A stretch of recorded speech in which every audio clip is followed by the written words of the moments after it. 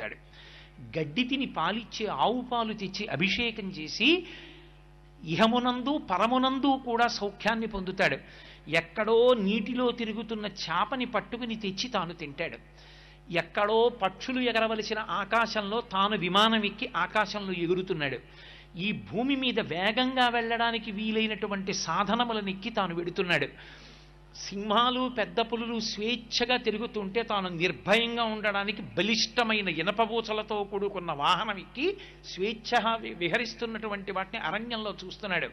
దేని విభూతిని అదే అనుభవిస్తుంది ప్రపంచంలో.